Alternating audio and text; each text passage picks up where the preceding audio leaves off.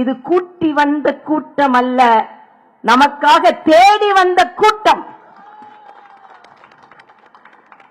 இது பட்ஜெட் விளக்க பொதுக்கூட்டம். பட்ஜெட்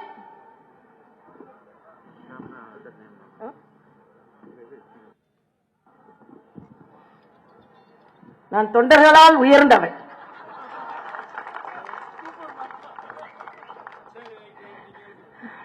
என்னை யாரும் இனிமேல் உயரம் குறைவு என்று சொல்ல முடியாது. தொண்டர்களால் நிமிர்ந்து நிற்பவள் நான். ஆக இது பட்ஜெட் விளக்க பொதுக்கூட்டம் மட்டுமல்ல, 2026 திராவிட முன்னேற்ற கழக திராவிட மாடலை வீட்டிற்கு அனுப்புகின்ற முதல் கூட்டம் இது என்பதை நான் முதலிலேயே தெரிவித்துக் கொள்கிறேன். இங்க என்ன ஆட்சி நடக்கிறது? ஸ்டாலின் சொல்கிறார் இந்த பட்ஜெட்டில் தமிழகத்திற்கு ஒன்றும் இல்லை என்று.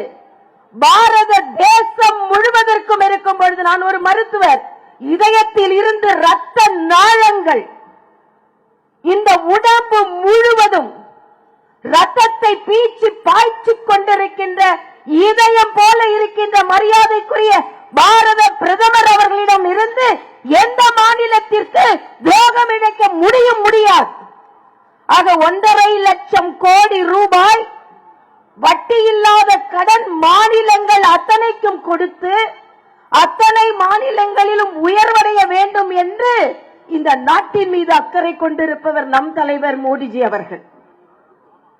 உலக சுகாதார மையம் இன்று சொல்கிறது, மரியாதைக்குரிய மோடி அவர்கள் கரீப் கல்யாண் யோஜனா என்ற 5 கிலோ தானியத்தை இந்த மக்களுக்கு கொடுக்கவில்லை என்றால் 45 லட்சம் பேர் இந்தியாவில் இறந்திருப்பார்கள் என்று சொல்கிறது.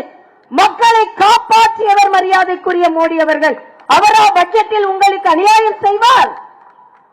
இன்று எல்லாரும் எனக்கு முன்னால் பேசியிருப்பார்கள், 12 லட்சம் வரை உச்சவரம்பு இருப்பதை பற்றி பேசியிருப்பார்கள். நான் மருத்துவர் என்ற முறையில், ஏனென்றால் மரியாதைக்குரிய தம்பி அண்ணாமலை அவர்கள் வந்து இந்த பட்ஜெட் பொதுக்கூட்டத்தில் விவரமாக பேச இருக்கிறார். ஆனால் மருத்துவர் என்ற முறையில் எனக்கு ஒன்றை பார்த்து வியப்பாக இருக்கிறது. ஸ்டாலின் படம் போட்டு முதல்வர் மருந்தகம் என்று 1000 மருந்தகங்களை திறக்கப் போகிறார்களாம். இதைவிட காப்பி அடிக்கின்ற ஒரு முதல்வர் இந்தியாவிலேயே பார்க்க முடியாது என்பதுதான் ஸ்டிக்கர் ஸ்டாலின் என்பது முற்றிலுமாக நிரூபணமாகி இருக்கிறது. இன்றுதான் மக்களுக்கு மலிவு விலையில் மருந்து கொடுப்பதை பற்றி சிந்திக்கிறீர்கள் ஸ்டாலின்.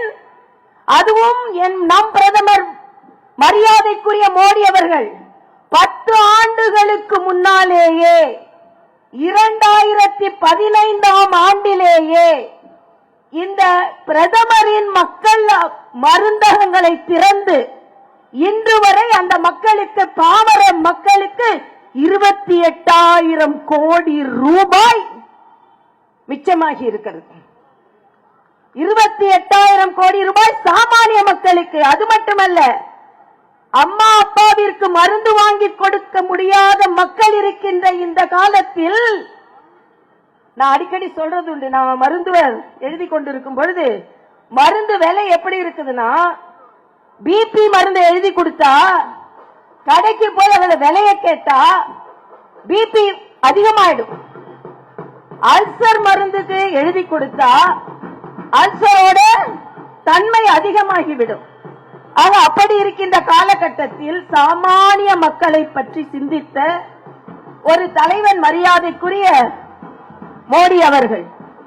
ஆக அப்படிப்பட்ட ஒரு சூழ்நிலையில் 10 ஆண்டுகள் கழித்து மருந்தை பற்றி சிந்தித்து இன்று நீங்கள் சொல்கிறீர்கள், நீங்கள் தான் தமிழக மக்களை பற்றி கொஞ்சம் கூட சிந்திக்காதவர்கள்.